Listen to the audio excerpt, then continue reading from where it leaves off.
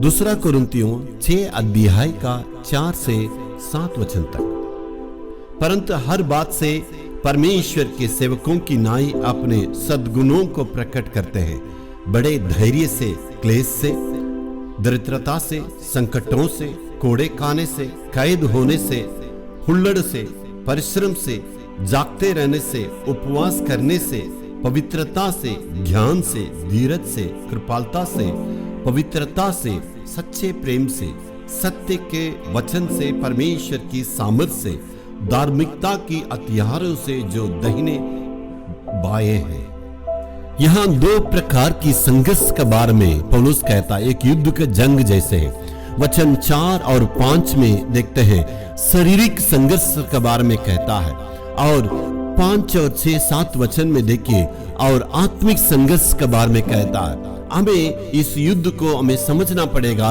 ये संघर्ष कहाँ की ओर होती है।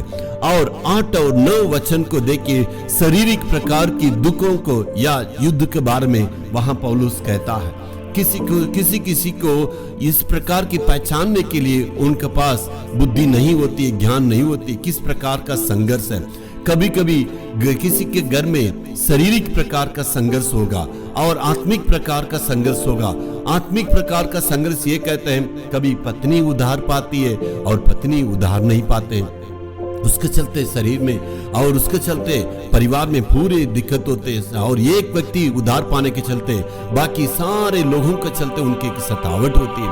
और पति उधार पाते हैं, पत्नी उधार पा लेती है, और पति यदि उधार नहीं पाते, पति के द्वारा उनको बहुत सतावट होती है। इस प्रकार की बातें संघर्ष को भी यहाँ देख सकते हैं। और देखते हैं किसी को आत्मिक संघर्ष और शारीरिक संघर्ष पता नहीं है। आत्महत्या बहुत लोग करते हैं, इसका कारण यही है उनका शारीरिक दिक्कत के चलते नहीं है, उनके परेशानी के चलते उनका आत्मिकता में वो संघर्ष है, वो समझ नहीं पाते, इसलिए वो आत्महत्या कर लेते हैं। मेरे प्यारों, हमारे लिए परमेश्वर हमारा साथ है, हमेशा जयवंत बनाने वाला परमेश्वर हमारे साथ है। वो कहता है इस्राएल का विरोध कोई जादू टोना नहीं चलेगा, याकूब का विरोध कोई बावी कहना व्यर्थ होगा। जयवंत देने वाला परमेश्वर हमारे साथ है, इसलिए वो हमें जय देने वाला परमेश्वर है। Hallelujah, hallelujah.